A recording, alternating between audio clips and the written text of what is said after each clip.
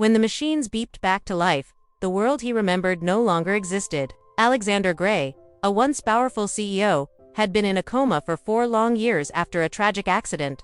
To him, it felt like minutes, but outside, everything had changed. As his eyes fluttered open, confusion clouded his mind. Faces hovered above him, doctors, nurses, and a woman whose eyes carried both fear and relief.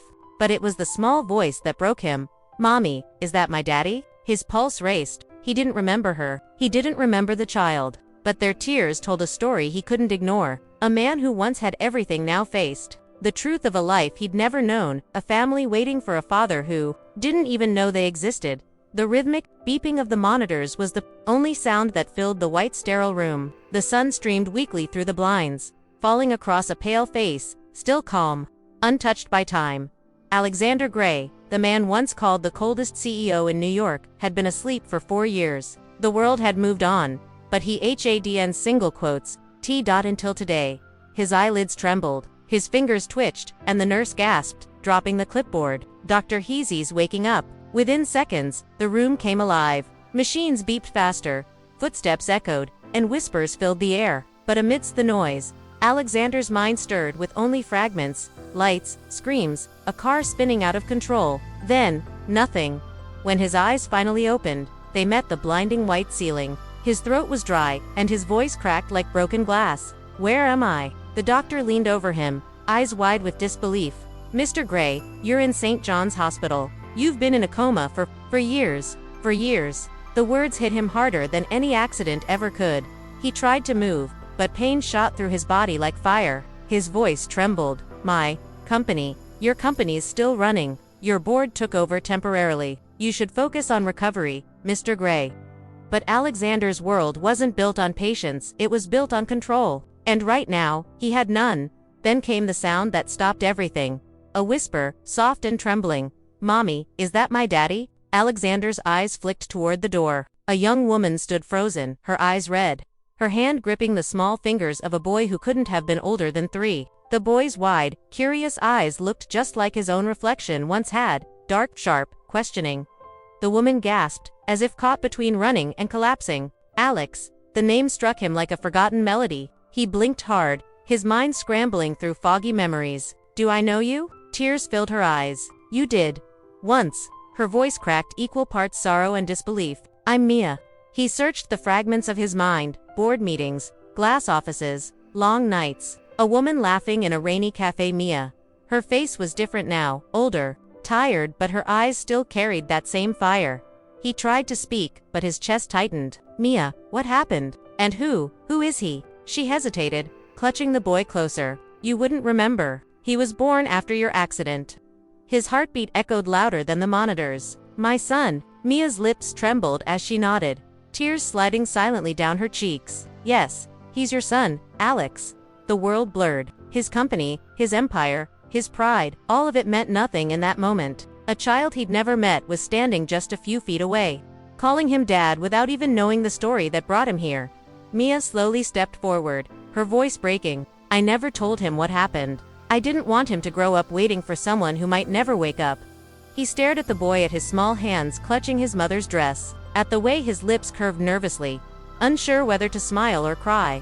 Something inside Alexander shifted, a warmth he hadn't felt in years, but beneath it was fear. Fear of not remembering, of not knowing how to be a father to a child who already had his heart. The doctor cleared his throat softly. "Mr. Gray, you need rest. Let's give you both some space." But Alexander's gaze didn't move. "Wait," he whispered. "Don't go." Mia turned. "You need to recover. This isn't the time." He tried to sit up, wincing in pain. "I lost 4 years. I'm not losing another second." For the first time since he woke, Mia looked at him, really looked. Behind the hospital machines and wires was not the cold CEO she once knew, but a man stripped bare of power, standing at the edge of his own past. The boy tugged her hand again, whispering, "Mommy, he looks like me." Alexander's lips trembled into the faintest smile. "Yes," he said softly, his voice shaking. "He does." Tears welled in Mia's eyes, and she turned away quickly. "You should rest. We'll come back tomorrow." He wanted to speak, to stop her, to tell her how sorry he was, but the words never came. His throat closed up as the door shut behind them, leaving him alone with the hum of machines and a heart that suddenly remembered how to ache. As the night deepened, he stared at the ceiling, every second replaying the moment he saw his son, a child who didn't even know what his name truly meant, or the love he'd missed from a father who was never there. And for the first time in years, Alexander Gray didn't think about business, power, or loss. He thought about a little boy who called him daddy, and the woman who once whispered, "I love you," before everything shattered. The hospital room was silent again, but his mind wasn't. Every beep, every faint sound of footsteps in the corridor reminded Alexander of the life he'd missed, the years that had slipped through his fingers while he lay between life and death. He couldn't shake the image of the boy's face, those eyes, the way he had tilted his head curiously. "My son," the thought echoed endlessly. A knock interrupted his spiral. The nurse entered with a folder. "Mr. Gray, Miss Mia left this for you. Said you'd want to read it when you're ready."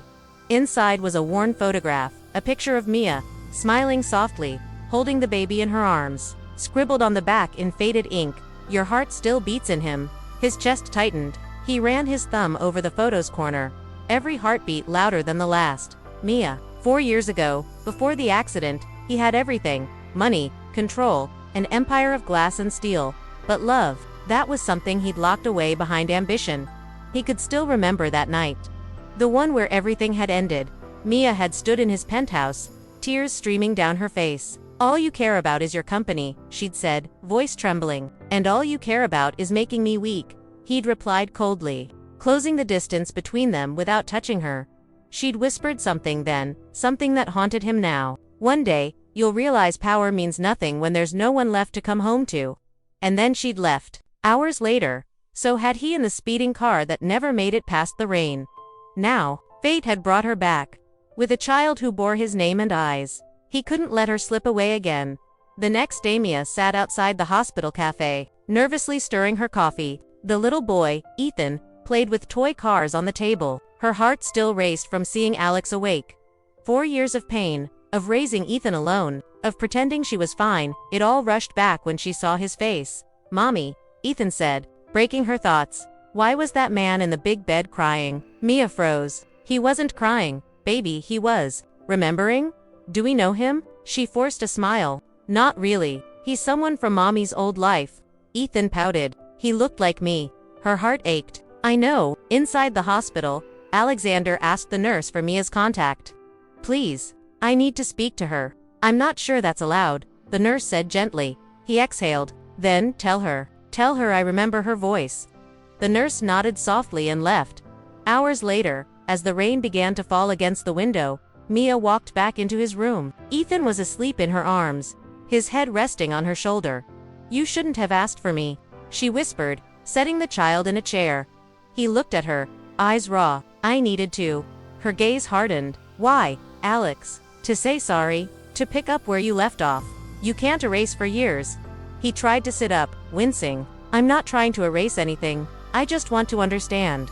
She laughed bitterly. "Understand? You broke me. You made me feel invisible. And now you wake up from a coma and decide to care." "I was wrong," he said quietly. "And I'm sorry it took 4 years and a near death to see that." Mia's eyes glistened. "Sorry doesn't raise a child. Sorry doesn't hold my hand at 3 a.m. when he's sick." He looked at Ethan, the small chest rising and falling with soft breaths. "I missed everything, didn't I?" Her voice cracked. "Yes, every first word, every step, every question he asked about his father." Silence filled the room.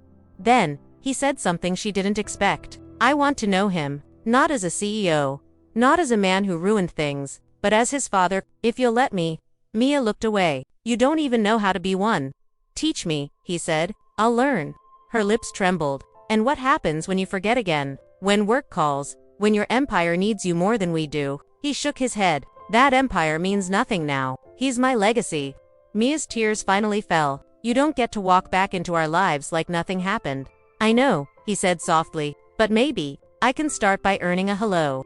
She turned to leave, but Ethan stirred, blinking sleepily. "Mommy." "Yes, baby." The boy pointed weakly at Alexander. "Can he read me a story?" Both of them froze. Mia swallowed hard. "Maybe next time, sweetheart." But Alexander smiled faintly. "I'd like that."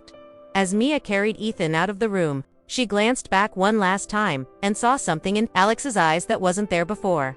Regret. love, and a silent promise that this time, he wouldn't let them go. 2 weeks passed. The world outside the hospital moved fast, but inside, time slowed for Alexander Gray. Every morning, he waited, sometimes for the nurse's soft footsteps, sometimes for the small laugh that had become his favorite sound. The boy began visiting with Mia, just for a few minutes, she'd said. But those minutes turned into hours. Ethan would sit by his bed, coloring with bright crayons, his small voice filling the silence. "Uncle Alex, can you draw too?" Alexander smiled. "It's been a while since anyone asked me that." He picked up a crayon, his large hands awkward around the tiny stick of color. The boy giggled. "You're bad at it? Maybe you can teach me." Mia watched quietly from the corner. Every time Alex spoke, Ethan's laughter grew louder, softer, warmer, the way sunlight spreads in a dark room. And every time she saw Alex's eyes soften, her heart whispered something she wasn't ready to admit. "He's changing." One afternoon, Ethan ran into the room carrying a small paper crown. "Mommy said kings wear these. You can be the king." Alexander laughed, a real unguarded laugh, and let Ethan place it on his head. "I used to be a CEO," he said with a grin. "But I think king sounds better." Mia smiled faintly. "It suits you more than your old title." Alex looked at her, voice lowering. "You sound like you mean that." Her smile faded. "I mean, you're different." He nodded. "I had 4 years to learn what matters, but I still don't know how to earn your forgiveness." Mia's eyes dropped to the floor. "You can't earn it with words, Alex. Then I'll earn it with time." That evening, as rain poured outside the hospital window, Ethan fell asleep on his lap, clutching the paper crown. Alex's voice trembled as he whispered, "He's beautiful, Mia." She nodded. "He's everything you used to say you didn't have time for." His gaze softened. "Then maybe I was waiting for him." Mia turned away, her voice breaking. "Don't say things like that, Alex. It makes it harder to forget." He hesitated. "Do you want to forget?" She froze.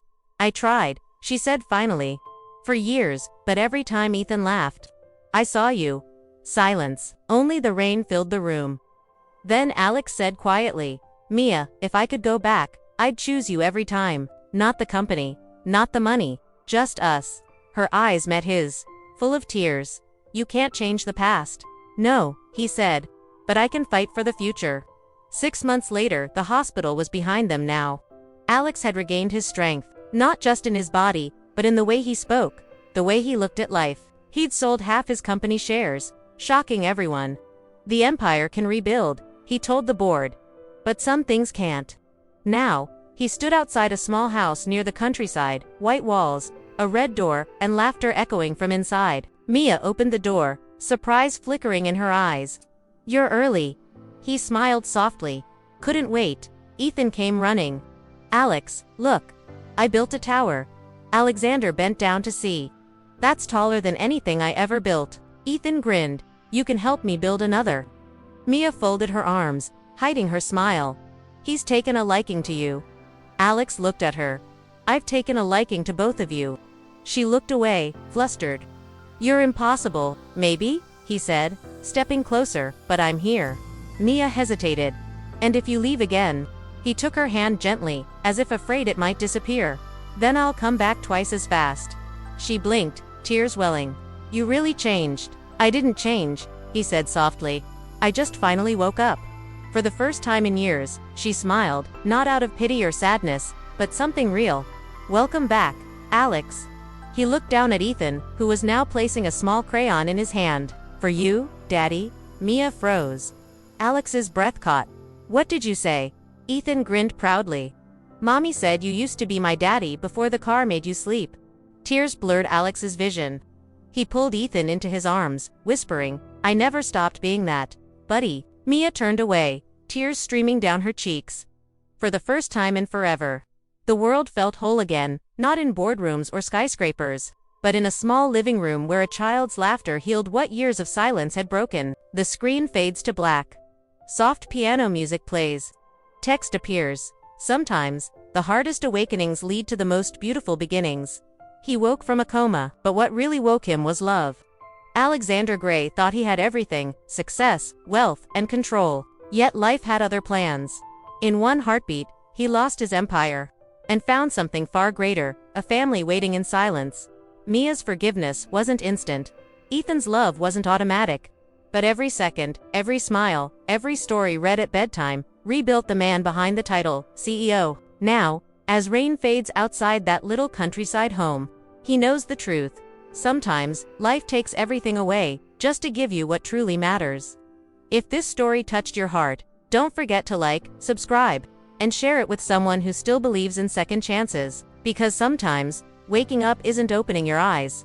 It's realizing who's waiting when you do.